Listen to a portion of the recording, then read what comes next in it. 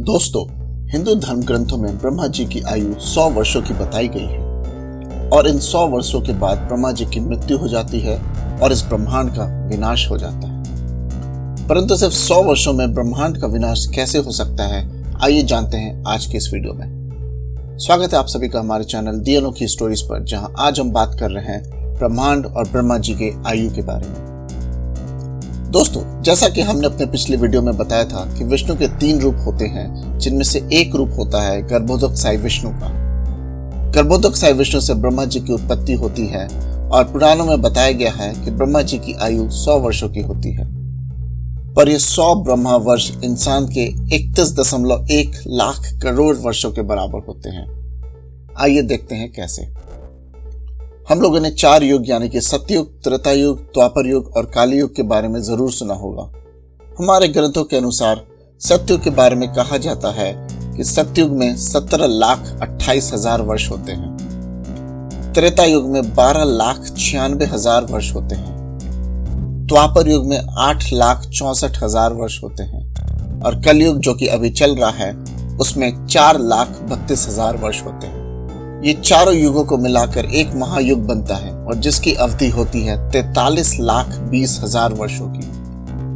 युगों के बाद ग्रंथों में जो अगला समय का मेजरमेंट यूनिट बताया गया है वो होता है मनवंतर। एक मनवंतर में 71 महायुग होते हैं, यानी कि एक मनवंतर की अवधि 71 महायुग के बराबर होती है, जो कि 30,67,20,000 वर्षों की होती है। ऐसा बतलाया गया है कि मनवंतर के बाद धरती पर जितने भी जीवन होते हैं उन सभी का विनाश हो जाता है। इस भयंकर विनाश के बाद एक रिकवरी पीरियड की अवधि आती है जिसे संधि काल कहते हैं, और वो संधि काल एक सतयुग के बराबर होती है और उस संधि काल की अवधि होती है 17,28,000 वर्षों की। मनवंतर के बाद जो अगला टाइम मेजरमेंट यूनिट होता है वो होता है कल्प। ब्रह्मा जी के एक दिन को कल्प बोलते हैं और ब्रह्मा जी की एक रात भी एक कल्प की जितनी बड़ी होती है। ब्रह्मा जी के दिन के समय जीवन की उत्पत्ति होती है और रात के समय कोई उत्पत्ति नहीं होती है। एक कल्प में 14 मनवंतर और उसके संधि काल होते हैं, यानी कि एक कल्प में 14 मनवंतर और 15 संधि काल होते हैं। अगर इसको कैलकुलेट करें तो एक कल्प की अवधि 4 अरब 32 करोड़ वर्षों की होती है। इसका मतलब यह हुआ कि ब्रह्मा जी का एक दिन हमारे 4 अरब 32 करोड़ वर्ष का होता है और एक रात भी इतनी ही अवधि की होती है। दोस्तों, आपको बतला दें कि प्रत्येक मनवंतर में सृष्टि का एक मनु होता है और उसी के नाम पर उस मनवंतर का नाम पड़ता है। अभी हम 7वें मनवंतर में हैं और इस मनवंतर के मनु का नाम है वैवस्वता। और जब भी हम पूजा में संकल्प लेते हैं तो आपने ध्यान दिया होगा कि हम वैवस्वता का नाम लेते हैं हमारे मनु के रूप में। आइए इन सब कैलकुलेशन के बाद देखते हैं ये ब्रह्मांड कितना पुराना है। जैसा कि हम अब जानते हैं कि ब्रह्मा जी की आयु 100 वर्षों की है, जिसमें 360 दिन और रात होते हैं। ब्रह्मा जी का एक पूरा दिन 2 कल्प के बराबर होता है, यानी कि 8 अरब 64 करोड़ वर्ष के बराबर होता है।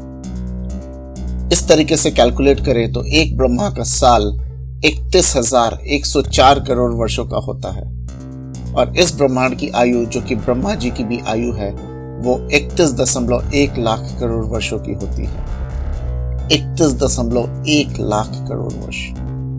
दोस्तों, हमारे पुराणों में बतलाया गया है कि यह ब्रह्मांड अभी ब्रह्मा के 51वें वर्ष में है और हम सब अभी 7वें मनवंतर के 28वें महायुग के कलयुग में हैं। दोस्तों, ये सारा इंफॉर्मेशन कभी कभी अविश्वसनीय लगता है और हमें अचंभित भी करता है, परंतु अगर इसको आप बैठकर ध्यानपूर्वक सोचें तो मैं कहूँगा कि आप 2 बातों पर विचार अवश्य करें। पहला, हिंदू सभ्यता के ऋषि मुनि कितने विद्वान रहे होंगे जिन्होंने ब्रह्मांड की आयु अरबों खरबों साल पुरानी बतलाई है, और आज के वैज्ञानिक इस पर शोध कर रहे हैं और ये पा रहे हैं कि हिंदू धर्म ग्रंथों में ब्रह्मांड की आयु जो बतलाई गई है वो वाकई में सही है। और दूसरा, भगवान की इस रचना का कोई ना आदि है ना कोई अंत। उनकी ये सारी रचना अपरंपार है और हम सभी भगवान के इस खेल में एक धूल सम्मान भी नहीं है। जय श्री हरि।